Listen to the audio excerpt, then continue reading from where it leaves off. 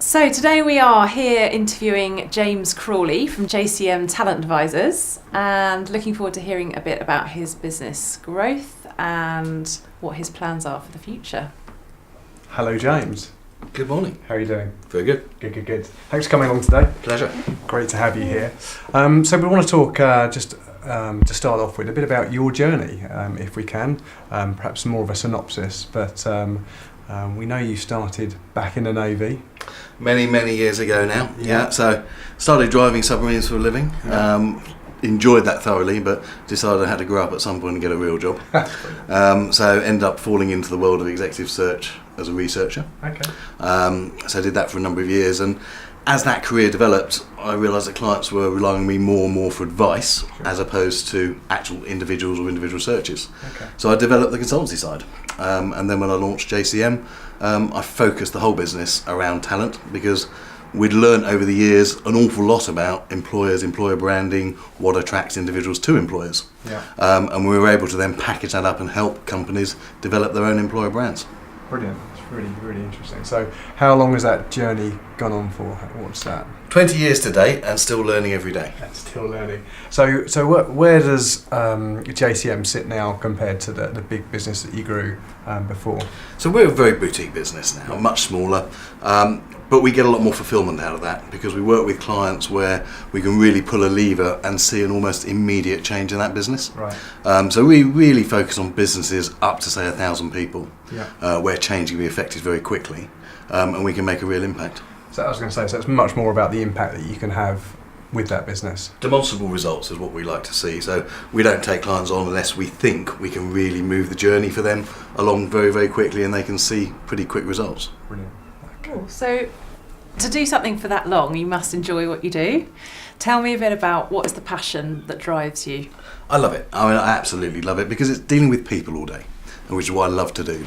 And it's helping them fulfill their aims in life, helping our clients fulfill their goals. So there's a very immediate reward. There's people that I've worked with now for nearly 15, 20 years through various stages of their careers, both as clients, as candidates, or just people that we've advised. And we've seen them grow as individuals, and that's very fulfilling. Obviously, it's financially very rewarding as well. But we like to think of ourselves as long-term greedy. So we will work with someone, even at the very junior stage of their life, but stay with them until they end up starting up their own business, being their own entrepreneur. Yeah. Cool. It's really interesting hearing about your journey that you've been on and how your career has sort of developed. And I'm interested to hear, what do you think is going to be next? So what's your big vision? What do you see as sort of coming up next for your business, and where you want to take it ultimately? I think the challenge is always around changing economic circumstances. But I genuinely feel there's never been a better time to be an entrepreneur, particularly in the UK. There's good funding available, so people can launch a business now much easier than they could a few years ago. So those opportunities really excite me, because I love getting involved in a business at a very early stage. So the number of opportunities, the number of clients that we can work with will increase exponentially.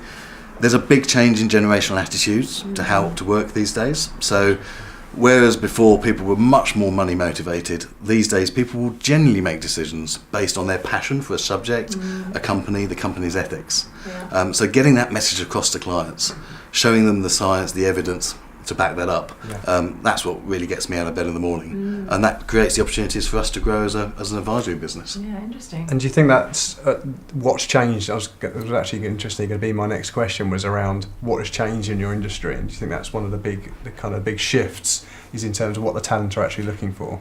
Yes, and I think there's a professionalism now in the industry that didn't exist. So you had professional HR departments, but suppliers into, which was predominantly recruitment, let's face it, the entry level to that industry was a telephone and a good story to tell. Now you're getting more and more properly qualified individuals. There's much more development within clients themselves of their own talent management function. So yes, you have HR specialists that look after compensation, benefits, things like that, but you now have HR specialists in businesses that look after culture and employee engagement and communication with employees. So clients are waking up to it, and the employee market, so the people seeking those opportunities, are also waking up to it, and they put as much store in a company's employer brand as they do their consumer brand, their customer brand. Yeah, interesting. You started to talk a bit about it just then, but I'm interested to hear more about who your ideal clients are currently and who you're kind of looking to reach out to more? Sure. So it's clients on a journey. Now, hopefully that's a journey of growth as opposed to contraction. It doesn't have to be fast growth, but there needs to be some significant steps that need to be taken to professionalise that business, or put in place some structure, or make that business more exciting to attract the better talent. Because if you rely on money alone to attract talent, you will eventually lose. It's like an arms race. Mm-hmm. It's expensive and ultimately difficult to win, if not impossible to win. So you have to do something that means you don't overpay the market, but you still get the best talent. Yeah. So if you're a computer software development company, you want the same quality of people as Google do. Therefore, you've got to do something significantly different to be attractive. And is that where you're talking more about, you mentioned earlier about the employer brand? Exactly that. And that's it wrapped up in everything that we do. So our target client, as I said, up to about 1,000 people. Could be at any stage of their actual journey. They might have been founded 15 years ago, but they're about to go on a journey themselves, and they need to change that journey. And that is where we can have most impact and add most value to their operation. Yeah. So you've been talking obviously about employer brand. I'm really interested to hear you talk about personal brand, because I think you've put a lot of effort into developing a personal brand for yourself. You're quite active on LinkedIn, you've written a book, you've done lots of video content and sort of sharing your expertise. Yeah. So how do you think that plays part of your marketing strategy? So I do a lot of the content because I genuinely want to impart as much knowledge as I can. And let's face it, some clients aren't in a position to invest and get my team in and actually do some sort of formal engagements. So if I can give them some nuggets of information that will help them on their journey, that's great for me. And I love the feedback I get from those videos, from the content, from the book and so on. I thought it was very important for my credibility in the market to show that I've got some content behind me, and that's why I wrote the book effectively. And it's easier when we start a conversation with a client. At the early stage of that conversation, I can show them some material, say, look, this is what we're talking about. Does that resonate with you? Because I want to work with clients that get it. Get it, exactly. Yeah, that's exactly the word. We've got to work together on a project. Yeah. It's not about me supplying to a project or supplying consultancy. We've both been on the journey. Exactly that. Collaboration. Yeah. It is, exactly. Yeah, cool. Can I just ask another question to follow on from that, which is, so beyond sort of using your expertise and packaging that up as content that you can share and building your personal brand, is there anything else that you found that's worked well in terms of marketing for your business? And anything that hasn't worked well that you felt has been a waste of time or money? I think things that work well are always what I call fact-based. So case studies, real stories, real input, particularly some of the more scientific studies that we've done. They've been received very well into the marketplace. I think there's general marketing just doesn't work in my marketplace. Sponsoring things like that. There's no specific value add. There's got to be something that connects you to the subject that you're sponsoring, if that makes sense. So sponsoring an evening, a masterclass, something like that works. But just being a branded sponsor at a drinks event, I'm not an estate agent. I don't need that sort of consumer brand. Yeah. So do less of that kind of ambiguous kind of sponsorship. Have it linked back to your brand, yeah? And it's exactly the same as when I'm talking about corporate social responsibility and what is real and what isn't. Okay. So sponsoring your local football team is not corporate social responsibility, that's marketing. Okay, but investing in wells in Africa, if you're a bottled water company, that is corporate social responsibility because you're giving back in a relevant side. And I apply the same thing to my own marketing. I really like it. That's really good. So let's talk about a bit more about the future. What does the future look like for JCM? So we're trying to remain small but perfectly formed. I'm very keen with this organisation that we work with a very small roster of clients at any one time and give those clients me effectively and my very qualified colleagues. I don't want to dilute that. I don't want to bring on a lot of junior staff, sell a project myself and then all these junior staff turn up on a client. That's not my model of consultancy. So if a client engages with me, they get me supported by my team or one of my subject matter experts. So we're not going to grow exponentially, but we are going to continue to seek out those clients that can really get the most value out of us. And you can make the biggest impact on. Exactly that. Yeah. Fantastic. Great. So we have two more questions, I think. Yeah, we do. First of all, what do you think is the most vital quality for business leaders today? What's something really important that people need to be doing? Or two of thinking? these and one of these. Listen to your people, because your people have probably got the answer. Your people are at the front line of your business all the time, and the number of clients I work with, when I first start working with them and identify what the issues might be, they generally start at the top, those issues. And I think people forget sometimes that even the guy packing the boxes on the loading bay might have an amazing solution that can improve productivity by 30% in your business. Yeah. So listen, that's the biggest lesson to any business leader and entrepreneur. Because you don't know where it's going to come from. Completely.